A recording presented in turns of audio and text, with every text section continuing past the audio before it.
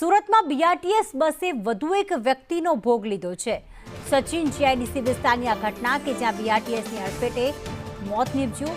Wrong સાઈડમાં બસ ચલાવી આધેડને અડફેટે લીધા હતા।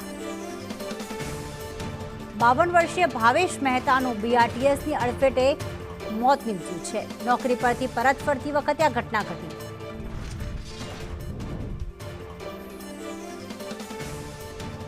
સુરત શહેરમાં રફતારના રાક્ષસની જેમ ફરતી બીઆરટીએસ બસે વધુ એકનો ભોગ લીધો છે અને આ વખતે બીઆરટીએસ બસ છે તે રોંગ સાઈડ પર ચાલતી હતી ત્યારે બાઇક સવાર યુવકને ટક્કર મારી તેને કચરી માર્યો હતો। પરિવારના સભ્ય છે આપણી સાથે, તેમની સાથે વાત કરીશું।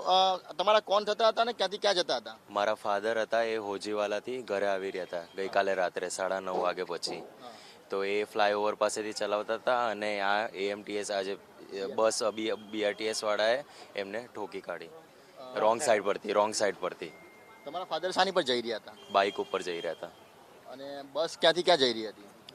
બસ તો હું તમને પૂછવા માંગીશ, આખી ઘટના શું બની હતી? ઘટનામાં એવું હતું કે નિયત એમનો જે કાર્યક્રમ હોય છે કાર્યસ્થળેથી એ નીકળ્યા હતા રાતે આશરે 9:15 9:30ની આજુબાજુ ઘર તરફ આવી રહ્યા હતા।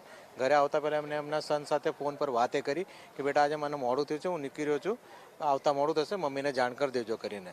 નીકળીને આપણે જે ઓશીવાળા બ્રિજ પાસેથી એ જ્યારે ચડી રહ્યા હતા ત્યારે બીઆરટીએસની બસ જે બાજુના જ રૂટ પર છે ત્યાં આગળથી રોંગ સાઈડ આવીને એમને અડફેટે લઈ લીધી ને અડફેટે લઈને ત્યાં જ પંગોળાઈને એમને અમને તો શક્ય એવું છે કે ઘટના સ્થળે જ એમનું મૃત્યુ થયેલું હોવું છે, પણ અમને જ્યારે જાણ થઈ એટલે એમના બાબાને આશરે 11 11:30 ત્યારે એવું કીધું કે ભાઈ એ ડ્રાઈવરે સરેન્ડર કર્યું, ડ્રાઈવર 108માં લઈ જઈ રહ્યો હતો ત્યારે વચ્ચે એમને દમ તોડ્યો, એવું બધું અમને કહેવામાં આવ્યું છે। શું કહેશો તમે? વારંવાર બીઆરટીએસ બસ અકસ્માત સર્જે છે ને આ વખતે રોંગ સાઈડ પર, મહાનગરપાલિકાને શું કહેશો? મહાનગરપાલિકાએ હવે વિચારવું જોઈએ કે આ રીતે જે બસ ચલાવે છે એવા જે ડ્રાઈવરો છે એ લોકોને આમાંથી મુક્ત કરવા જોઈએ કે ભાઈ આવી રીતે એક્સિડન્ટ કરીને લોકોની જાનથી ખેલે નહીં। આ રીતે રોંગ સાઈડમાં એ લોકોએ જ્યારે ગાડી ચલાવીને મારા મિત્રની ફંગોળી દીધા છે અને એમનું જે મૃત્યુ થયું એ ખરેખર દુઃખદ ઘટના છે।